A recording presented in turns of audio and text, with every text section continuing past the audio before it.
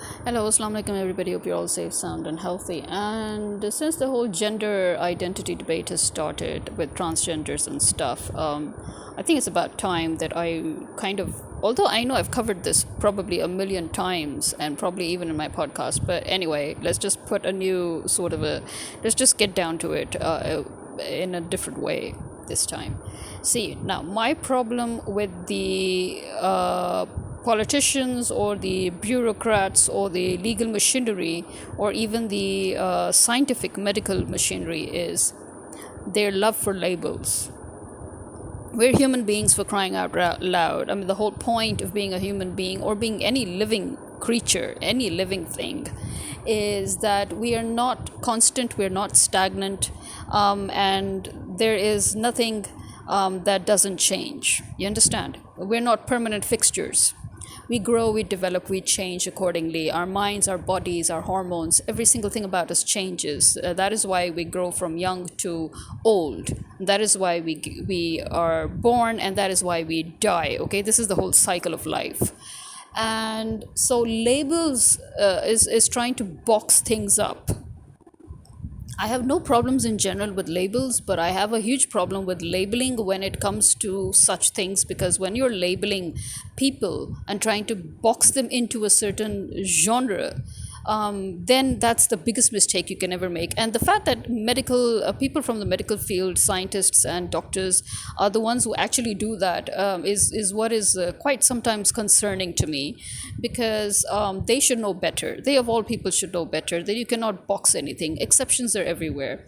Religion teaches us that. Actually, that is where actually you can see that religion comes out of the box, because religion tells us that change is constant, right? So if religion is telling us change is constant and science cannot challenge that evidence, in fact, if anything, science has proved through evidence that change is constant, then why is it that in science we want to put everything into one constant? I don't get it. Because as I said, listen, yes, I do agree with the fact that the medical community has been quite oddly, it has gone against its own better judgment in promoting minors, transitioning from one gender to another, which is something that I never expected the medical community to even endorse, forget about doing, because when a person is actually hitting puberty, that is actually not the right time for them or for anybody to let them make these decisions. They need to grow up. I mean, why is it that we don't give licenses to kids when they've hit puberty? Biologically speaking, hitting puberty means that you are actually attaining adulthood. But at the same time, we have recognized the fact that just hitting puberty does not essentially mean actually attaining adulthood. It is a process towards attaining adulthood, but it's not actually attaining adulthood. And that means that the teenage brain is now developing at a completely different a sort of a metamorphosis. I'm having this tongue twisting thing going on. So it's a sort of a metamorphosis of the brain and the body going on within the early teens when you hit puberty. That is an essential change. That is the change that is going to make you from a minor into an adolescent, and then later on again more subtle changes will continue to occur. It's sort of like a milestone, okay, in your life. And yes, so all those children who are now realizing that they were actually victims of the irrational behavior of the medical community, and the rushing them to change their genders and all when they've just hit puberty or prior to hitting puberty. So I mean, as I said, why don't we give licenses to people below 18? In some countries you don't get licenses until you're 21. Similarly, you don't get your ID card until you're 18 in most countries, and again in some countries when you're 21. So what does that tell you? That tells you that following the mental development of a human being, it has been decided that 18 to 21 is the appropriate time to consider an adult to consider a human being an adult, as in that his brain has fully formed to at least this point where he can be considered an adult.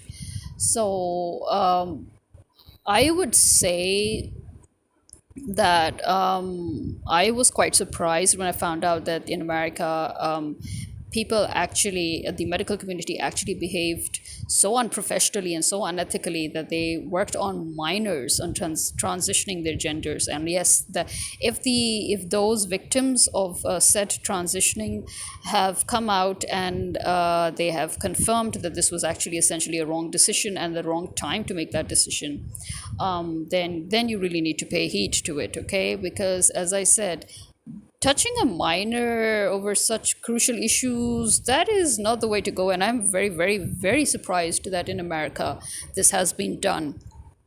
I seriously did not expect that. Because in most countries, you don't touch a minor. You have to. They're called minors for a reason.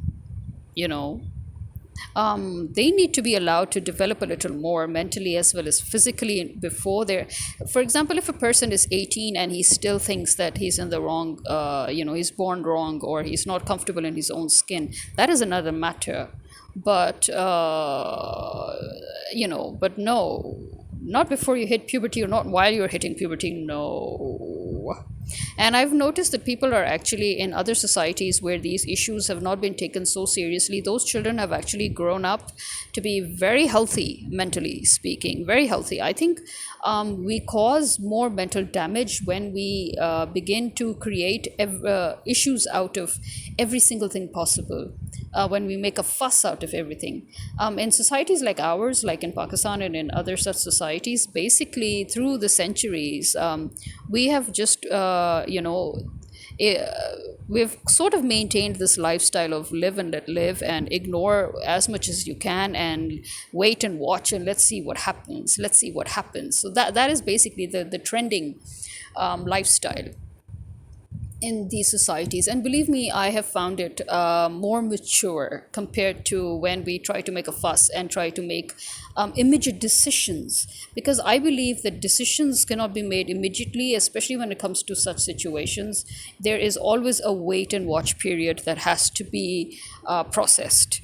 So now, putting that aside, as I said, if you're an adult and you're still, you still feel that you want to change your gender, I have no right to even talk about it, because in Islam, the Prophet said that attaining perfection in Islam is realizing to ignore something that does not concern you. In other words, mind your own business. So in Islam, you have attained perfection as a Muslim when you learn to mind your own business. So I prefer to mind my own business as it is, as a person, even regardless of my religion. And I'm very happy to see that my religion actually exhorts us to mind our own business. So I'm very happy with that, because to be very honest, the thing I hate the most, because I've been doing it most of my life, and so I hate it the most, and that is taking responsibility for others. Seriously, people, you need to learn to take responsibility for yourselves. Okay, and you need to stop dominating others, and you need to stop pushing and shoving yourselves and your ideas and your ideologies onto others. That is the thing that I just detest the most, and that is why I usually keep my opinions to myself, to be very honest. Even when I'm asked for an opinion, I try to evade the question. Okay, and this is why, as I said, this is all, this is just me finally trying to make sense out of all the stupidity and nonsense that's been going on. Because yeah, we call minors for a reason. We call hitting puberty for a reason. We call the teenage brain a mutant brain for a reason. Okay, so let's not try to make a fuss out of a mountain, out of a molehill, sorry, and let's not make a mountain out of a molehill is what I was trying to say. So because I personally do believe that this is sort of a very, it's all about progress and development, and like every progress and development, you need a wait and watch period. Okay, you need somebody to weigh their pros and cons properly, because these are life changing decisions. And these are not just decisions where you just wave a wand and say, hey, presto, and the gender changes. It involves a lot of surgeries, it involves a lot of injections, it involves a lot of artificially injected hormones. It involves a lot of breaking down before rebuilding. So you really need to be careful before making such decisions on minors. Okay, I think the preferred method, like for everything else, is wait till they hit 18 at least before trying to make a fuss out of these things. Just like how we force them to wait until they're 18 before they take a license to drive a car. So weigh the pros and cons, please. Look at the risk factors. So the irresponsible medical community of America has been a bit beyond, it has gone beyond its irresponsible and unethical mode.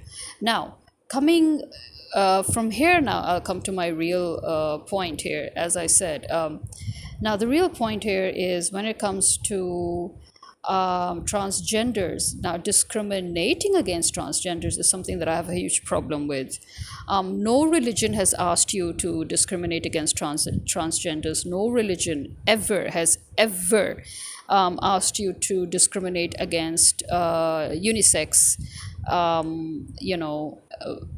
And unisex are those who are born without an actual gender. Okay, so let's not mix it up with transgenders.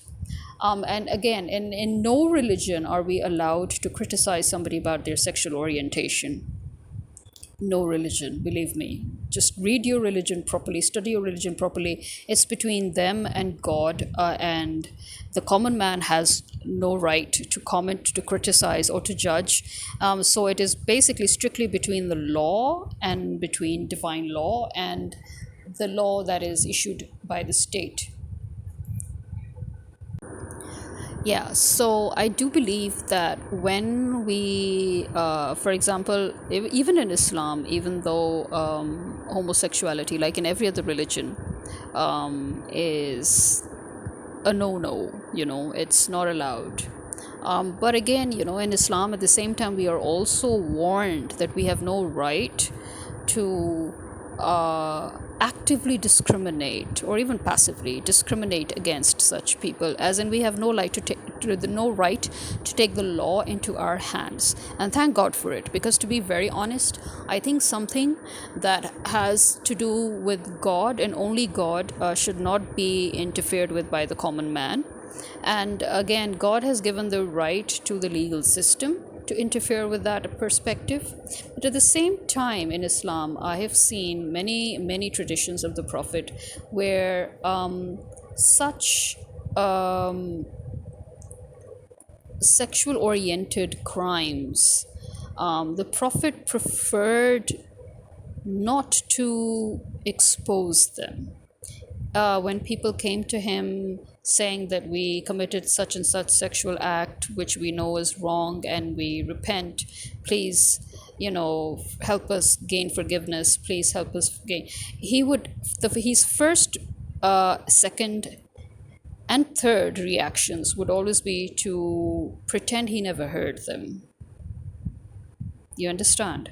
He would always ignore, and he would pretend as if he never heard it. And then when they would come to him again and again, and then pray with him, and then again tell him, and then pray with him, and then again tell him, then at the end he would say, listen, you came to me, you told me about something that is very deeply personal, very, very deeply personal, and you've outed it yourself in front of me, and you've prayed with me after that, and then you've begged for forgiveness, and then you prayed with me again. How many times have you prayed with me while begging for forgiveness? Why don't you just go away now? So basically what he was trying to say is that if you know that what you've done is wrong and it doesn't sit well with you, or if you've suddenly felt that no, you don't want to do this anymore, good for you. Repent. It is a personal act, a very deeply personal act, so you need to repent for it very personally. It's between you and God. And just stop doing it, repent, and that's it. That's more than enough. But if you keep on coming to me and if you keep on telling me that you've done this, then you're forcing me to take legal action against you. Then what's the point of you repenting? Because if you're telling me that you've committed this sexual crime or this sexual act, that is considered a crime, and you're constantly, it's in my face, you're constantly telling me that, oh, I've done this, I've done this, I've done this. You are forcing me to take action against you. When I'm giving you the chance, I have given you 3-4 chances to understand that my silence means you're repenting. Good for you. Go quietly at home and repent. You understand? I hope everybody's understood what I'm trying to say. Basically, there are certain crimes that are so deeply personal that they are between you and God. And if you realize that whatever it is that you've done, that God doesn't like it, and you've decided not to do it anymore, keep it to yourself. Stop doing it. That is true repentance, is that stop doing it, but keep it to yourself, because there's no point in digging it up over and over again. You understand? You felt the shame. Take care of it by quietly repenting, just stop doing it. So what I'm trying to say is that we are not given the right to judge somebody on their sexual orientation. This is between them and God, and again, it's between them and the law. And even the law has been given this sort of a precedence where it can, turn a blind eye to something that is deeply personal. But once that thing becomes exposed, then the law has no choice but to take action. That is number one that you need to understand. So, number two, when it comes to transgenders, there is no crime per se. You understand? There is no crime and there is nothing mentioned that this is a crime that is punishable by a certain legal precedent in any religion regarding transgenders. It is just said that a man is a man and a woman is a woman, and you should be proud of your identities and not ashamed. You should celebrate your identities and not be ashamed. And you should not cross over, as in you should not change your gender, or you should not become a transvestite, for example. So these are again, these are not crimes that are punishable by law, but these are just divine rules that are between the person and God, the way I see it. Again, why? Because again, there is nowhere in any religion mentioned that you should take action against a transvestite or you should take action against a transgender. Nowhere in the Quran is it written. And I'm sure if you try checking the Bible, you will find it nowhere written there. It's again, in fact, there is no even legal precedent for it, because again, this is a deeply personal moral situation that has nothing to do with harming anybody. You understand?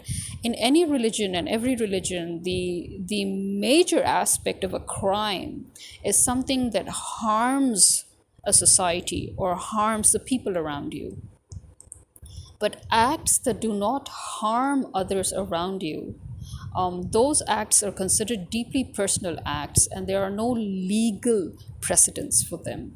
And you are not allowed to judge people based on those deeply personal matters, right?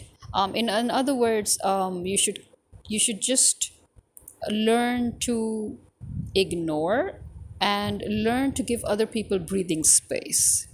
Okay? Then here comes the third point here, which is most important. And that is, for example, you find that suddenly a transgender athlete is banned. Why? Because he's a transgender? There is no way in hell or heaven that you are allowed to do that. Again, him or her being a transgender is a completely personal, individual aspect. and has nothing to do with you. It has nothing to do with sports. It has nothing to do with swimming. It has nothing to do with anything. Okay? You cannot stop a person from living their regular lives or doing their regular jobs or working on their regular hobbies based on their gender. This is the law in Islam. Actually, in other religions, they actually had to adopt this law from Islam in other countries as well, because in other religions actually there was no such law. Islam laid down the first law on anti-racism, anti-discrimination. So that was in the last speech given by the Prophet, the last address that he made before his death. That is when he set down a few laws that were supposed to be made part of the legal structure of the Islamic society. And one of the laws that he put down, in fact, the very first law that he put down then in his last speech, to finalize and to perfect and to seal the religion, was that nobody is superior to another regarding their race, their gender, or their ethnicity, or their color. So everybody is equal regardless of their gender, regardless of their race, regardless of their caste, their creed, their color, and then even religion. Okay? So everybody is equal in the eyes of the law, and everybody is equal in the eyes of God. It is up to God to judge who, who he puts in heaven or who he throws in hell, right? But yes, when you hurt another person, then it's no longer the hands of God. Then it's at the hands of that person you've hurt. If that person forgives you, then God forgives you. If that person refuses to forgive you, God cannot forgive you, because it's between you and that person. That is how it works. So again, you are not allowed to hurt somebody because he's a transgender. You're not allowed to stop that person from continuing their activities, from living their lives. You're not allowed to do that. I'm sorry, but you're not. Okay, I don't give a frack, and I don't give two hoots where you're coming from or what it is that you're trying to prove. But you can't do that. You can't stop a person from being a politician because that person is a transgender. You cannot stop a person from doing sports because he's a transgender. You cannot stop a person from going to school because he's transgender. You just cannot do these things, because these are their basic rights as human beings, and all human beings are equal, and all human beings have the right to live their lives. Okay? You have no right to discriminate them on anything that has to do with regular life. Similarly, you cannot discriminate a woman for the same reasons. You cannot discriminate a man for the same reasons. You cannot discriminate them on their pay either, that this is a woman so she should be paid less for the equal amount of work that she does, or more than a man, her male colleague, would do. You have no right to do that. Similarly, you have no right to discriminate against a transgender for the same reasons. Similarly, you have no right to discriminate against a homosexual or a heterosexual, because you have no concern with their sexual orientation or their sexuality. Your concern is with the job that you've hired them to do. And again, they are in sports, or they are athletes, or they are, pilots, or they are nurses or doctors, or I don't care what they are doing. You have no right to disrupt their daily lives based on their sexual orientation. Okay? I don't see it written anywhere in any religion, and I'm sorry. You can try to twist and turn as many verses as you can from the Bible, and in the Quran you can't even do that because there are no such verses. So I don't care what it is that you're trying to do here, but you cannot disrupt somebody's daily life. You cannot disrupt their jobs. You cannot disrupt their activities based on who or what they are. So this gender identity BS that you people have started here, you need to stop. Okay, you need to cool down a bit, and you need to just leave the thing alone. Okay, leave it the hell alone. Okay, just let it go. Let's bring things back to normal. Let's bring things back to common sense, where we never really labeled people even though we knew who or what they were. Okay? Yeah, stop doing that. And we have no right to demand somebody to tell us their sexual orientation or their sexual identity. We have no right to do that, as is shown very clearly by the Prophet's traditions. We have no right to out somebody. We have no right to force somebody to out themselves. Why? It's not our concern. It's a very deeply personal thing, and it has nothing to do with us. We are here, when we interact with other people, we interact with other people based on our jobs or our work or our other activities, and that has nothing to do with our sexual orientation or our gender identity or whatever it is that you want to label us or other people into. Okay? I am 100% hetero, but do you see me giving a fart about homosexuals, or do you see me giving a fart about transgenders? You know why? Because I really don't care. Okay, I can't be bothered by all of this. I've got enough on my plate, thank you very much. I've got a very freaking tough life as it is, thanks to the US government mucking up and messing up my country. I've got better things to do than to think about sexual orientation. And in fact, even if I did have a lot of time, I would never do that because my religion never taught me to do that. I'm sorry. I read the Quran with the translation. I don't go to any saint, or I don't go to any priest. I don't go to any so-called alleged scholar. Why? Because Islam has not taught me to do that. Islam has taught me to read. That was the first command given to the Prophet by the angel. Read. Read in the name of God who made you from a clot. So, you know what? I'm reading. And I would love it for other people to do their bit of reading too. Okay? If you read the Quran or the Bible properly on your own, I'm sure every single time you read the same verse, you'll get a different meaning out of it. It's just like how when you read any book, you will read one novel 10 times, and every single time you'll find something different out of it. From the same sentences that you've read, every single time, from that same sentence, you will derive a whole new interpretation.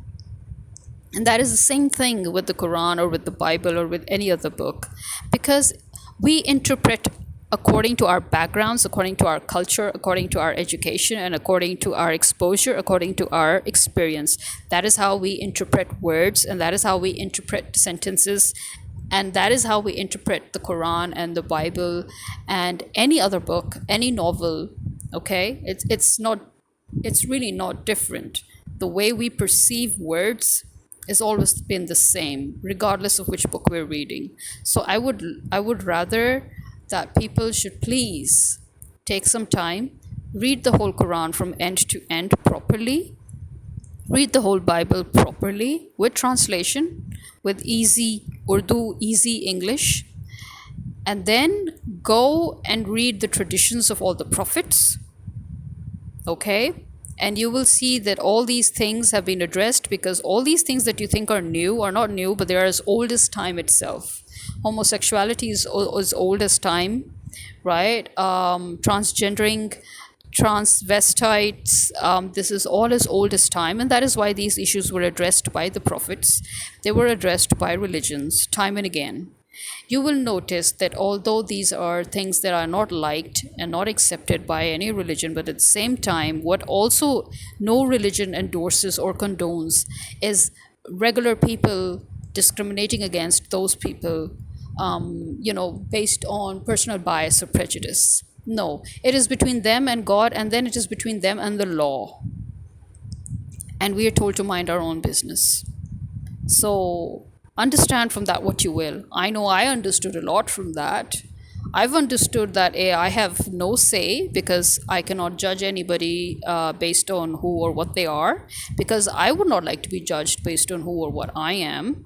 And I also know that God has constantly reminded us that we are all exceptions to a rule, and every human being is completely different from another human being, and although we always like to uniform the human creation, especially the American government is a very good example of that, where they just want one world order, so the whole world should follow their rules, their laws, their ideas, their ideologies, and everything.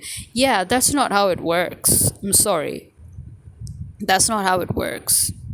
And the fact that Islam actually addresses and accepts and appreciates and encourages various exceptions and differences. The fact that Islam keeps on reminding us that we are all at the end of the day different from each other, and we should respect that, and that at the end of the day we're all human beings, and that life is sacred. Institutions are not sacred. Labels are not sacred. Organizations are not sacred. Life is sacred. That should tell you everything. Okay?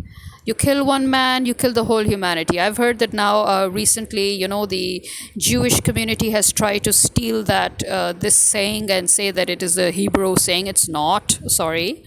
This is the saying of the Prophet Muhammad, peace be upon him. This is a hadith.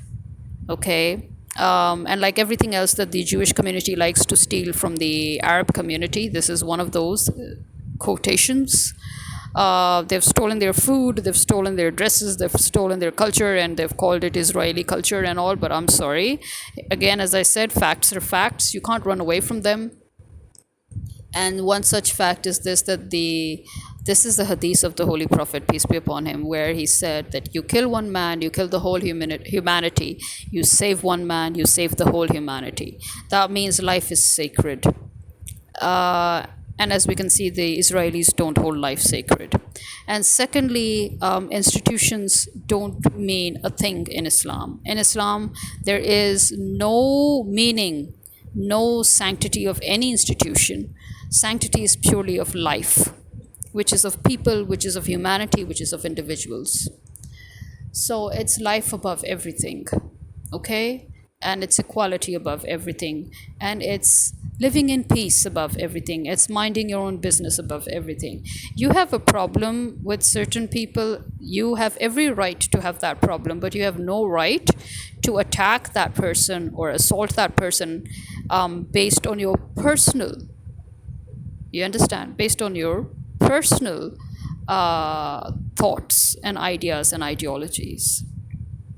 We have different countries all over the world for the same reason, that people are all different from each other. They all want to live according to different rituals, different traditions, different ideologies, and that is why we have different countries.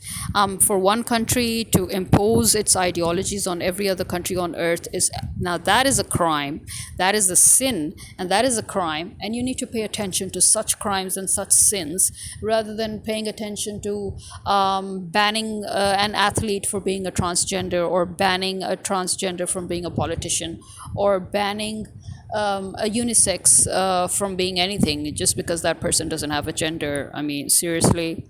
I think that is the most, that shows how regressive the human mind can be, despite the fact that when God showed Adam and Eve off to the angels and to the jinns, it was he showed them off in this light, in this aspect, that look, these are people who can drink in information out of nothing. I'll give them a little information and they will not just take that and run away with it, but they can build on new information just from that, and they can take on more information and create more information based on that. So I mean, God bragged about the human mind, the human mind's ability to have awareness and education, knowledge and information. And look at the human mind today. Look at the human mind fighting over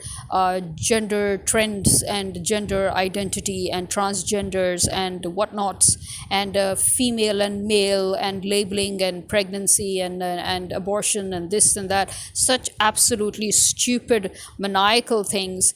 instead of focusing on the fact that, hello, based on such pathetic ideologies, one country is trying to create war all over the world, over and over again, just forcing the whole world to live according to its own ideas and ideologies, when the whole point of having different countries is because everybody has different ideas and ideologies. Now, for example, if you want to be in a country that legalizes your sexual orientation and that has no problem with it, then you are free to go to those countries that have it, instead of forcing the country that doesn't have it to create those laws for you. You understand? Because I think that is also common sense. If something does not suit me where I live, instead of forcing that place to conform to me, I would just up and go to a place where I can live in peace because they already agree with my perspective. Okay? And similarly, if you want a society where you want to be free from all prejudices, again, you're most welcome, because you've got choices. There are so many societies that have that kind of legal protection, and you can go there. What I'm trying to say is, instead of making your life terrible, instead of making your life hell, try to look for good opportunities and move on, and don't try to force yourselves on others. That is my main problem with everybody. I don't care if you're a minority, I don't care if you're a majority, I don't care if you are heteros or homos, I don't care if you are transgenders or transvestites, I don't care if you hate transgenders or transvestites. None of you have the right to impose your thoughts and beliefs onto the other person. You go your way, they go their way. There's no need to fight. Okay, in Islam, you're not even allowed to force somebody to believe in God. You're not even allowed to force somebody to pray. You're not even allowed to force somebody to accept Islam. So, I mean, this is a huge thing. You need to recognize the enormity of what I'm saying here. You may think that it's something very small, but it's not. Forcing somebody to believe in God, in the existence of God, I mean, that is the whole epitome of every religion. That is the whole point. That is the whole core of our existence, right? That there is, after all, something above us that created us, that put us down on this earth, and which is why we die. And when we die, we have to go back to wherever it is that we came from. But that same entity has not allowed us to force another person to acknowledge said entity's existence. What can be bigger than that? If we are not even allowed to force somebody to accept the existence of God, and if we are not allowed to force somebody to pray, and if we are not allowed to force somebody to accept Islam, then why are we allowed to force somebody to conform to our ideas, which have nothing really to do with anything? Why are we allowed to dominate others? Why are we allowed to invade other countries just to force them to live the way we want them to live, or to steal from them, or to, plunder, loot and plunder? Why are we allowed to hijack a country and that was made on certain principles, and change their principles? Why are we allowed to kidnap people and force them to to give us ransom? Why are we allowed to to judge somebody because they're a transgender? Why are we allowed to force somebody to become a transgender? Why are we allowed to force somebody to become hetero? And why are we allowed to force somebody to become homo? That is what I want to know. That is my problem. Why is France, for example, forcing the Muslim women to strip them off their abaya? Might as well force all women and men of France to strip themselves and walk naked, because if we follow the French values, the French government's values, then it means that according to them, people shouldn't even wear clothes in the first place, because we were never born with clothes. We were all born butt naked, so we should live our lives butt naked. Maybe that's what France is aiming for. I don't know. But you're forcing somebody to do what you want. I thought France was all about freedom. How can you talk about freedom when you are forcing women to bare their heads and to wear clothes that they're not comfortable in? Why are you forcing women to become sexual objects for you?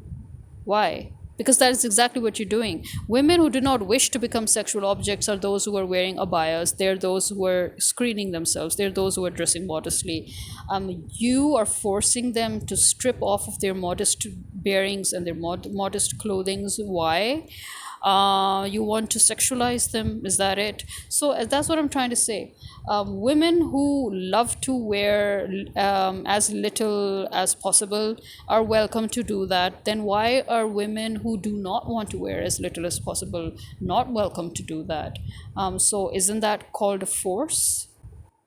People need to stop labeling each other, and people need to stop forcing each other. It's the same thing that I've even talked about even before. It's like now this new trend has also come of forcing everybody to think that every good relationship that they have in life has to be sexual, when it's not. What happened to the good old platonic relationships, which are extremely healthy, by the way? So let me tell you one thing about psychology and about a healthy mind, is that when you force a person to see every single relationship around them as sexual, they cannot grow up with a healthy mind, believe it or not.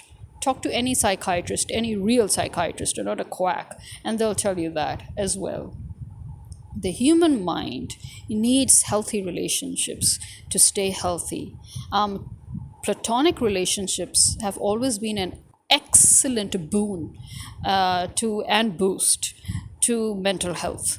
But now, one of the basic reasons why people are as disturbed as they are is because they've been perverted. And they've been perverted because they've been forced to think that every single good relationship that they have in life, regardless of gender and regardless of the type of said relationship, it has to be sexual, or it should be looked in a potentially sexual way. So that is where we are also going wrong. Why are we forcing that? If they think it's sexual, let them know for themselves it's sexual. If it's platonic, please let them know for themselves that it's platonic, and don't try to force a sexual notion onto their relationship, which is an otherwise clean and healthy relationship. That is number one for that. And number two, why are you forcing people to wear mini skirts? You want to wear mini skirts. You fought for that right. Now let those people who don't want to have the right to not wear it. It's as simple as that. I don't like shorts. I don't like mini skirts. Why should I wear them? Where is the law here that tells me that I have to wear them because I'm in France, for example, or I'm in England, for example? Where is it written? Similarly, where is it written that a woman cannot wear jeans? And where is it written? I mean, see, that's the thing that I like about actually the Asian countries. And even African countries. If you look at our cultural clothing, especially Pakistan, if you look at our cultural clothing in Pakistan, you would see that male and female clothing are basically similar. The only thing that's different is the way we style them, but our pieces of clothing is the same. That is, we both wear shalwar kameez. And we both style our shalwar kameezes in many flamboyant and many modest ways, as per the occasion or as per style. And our clothing is extremely flexible in that way that we can literally cut and style it in any way, that it can be Western, it can be Eastern, it can be traditional, it can be a fusion, it can be anything. But notice that the basic articles of our clothing has always remained the same. You have the trouser-like shalwar, and you've got the tunic-like kurta, right? Basically, whether they're long or short or fitted or not, or whether they become trousers or shalwars or patialas or whatever, at the end of the day it is a two-piece or a three-piece suit. For women it's three-piece because you add the dupatta, and for males it's two-piece because they don't have a dupatta, obviously, but they used to have turbans or they used to have shawls. And if in fact, even if you go to the northern areas, you will see men still wearing those shawls. So men have their own shawls, women have their own shawls. So again, here's another article of clothing that's common. What I'm trying to say is that you do not see gender discrimination in the actual article of clothing worn. We both have similar articles of clothing, which you will not find in traditional Japanese clothings, which is highly discriminatory, by the way, and you will not find it in traditional Chinese clothings, although they are kind of similar in their own weird way, male and female clothings. You will not find that kind of similarity even in Korean traditional clothings. But and in the West, obviously, it's extremely. I mean, the women literally had to fight to wear trousers, for crying out loud. So yeah, in our part of the world, and in a few other countries that are similar to ours, you will see that basically women and men share the same type of clothing, the same articles of clothing, and it's only the way we style them and the way we wear them that makes our genders different, as in that makes us that sort of identifies our gender. But the actual article of clothing is identical. You have the shalwar kameez. So that is something that I noticed, and I realized that, yeah, the common sense still reigned, because this common sense was actually part of our ancient civilizations. And in the West and in other countries, this discrimination of clothing between men and women started basically in the industrial age, you can say, the first, or maybe you could say in the steel age. Yeah. So that is when it started, this discrimination. Maybe it could be even in the Bronze Age, although I don't think the actual discrimination began in the Bronze Age. I think it really began in the Steel Age. But the point is that this is something that is man made. Discrimination between genders is man made. Otherwise, we're all equal. Yes, we have our differences in physique. Yes, we have our differences. Obviously, we have to have some differences.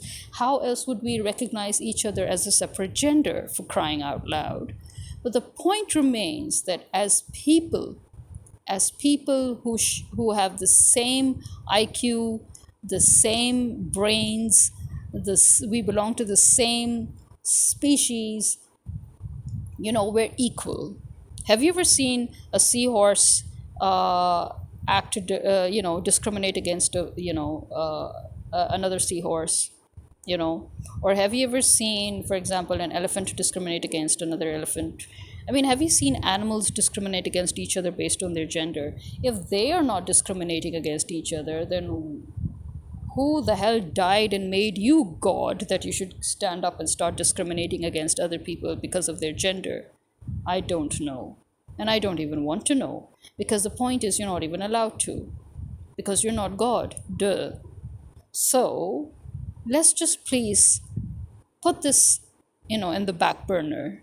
Okay? And let's just turn off the fire altogether. And let's just let it sit. And let's just forget about all these gender identifying trends and these labels and these discriminations. Let's try to be a little more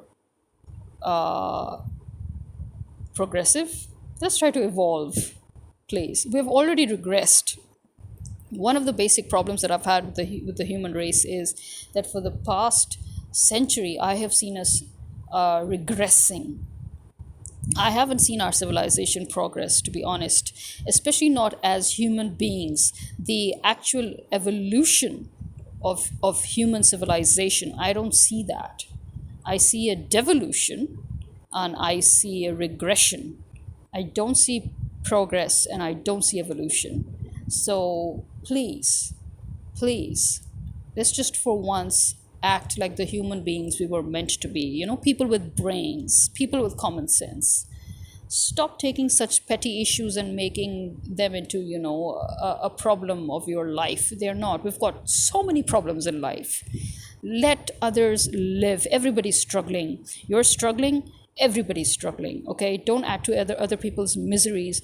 Learn to mind your own business. Okay, unless it is something that is personal, deeply personal. For example, okay, if somebody's like, if you're a hetero and you hate a homosexual, and that homosexual has tried to force you to be a homosexual with him or her, okay, that's a different problem. Okay, that's again between you and that person tried to hurt you. You have a problem with that person. I get it. But on a professional level, on a general level, when it comes to activities, when it comes to sports, when it comes to work, when it comes to anything, as long as nobody's disturbing you, you have no right to disturb that person either. Okay? Just mind your own business. That's what I'm basically trying to say. And for God's sake, stop. Just stop making people unable to live their lives just because you don't agree with who or what they are. Because you know what? You know what your religion says, what everybody's religion says, regardless of it being Judaism, Christianity, or Islam. You have no right. Like it or not. It's really as simple as that. You have no right. Mind your own business. Thank you very much. This is me signing out. Khuda Hafiz.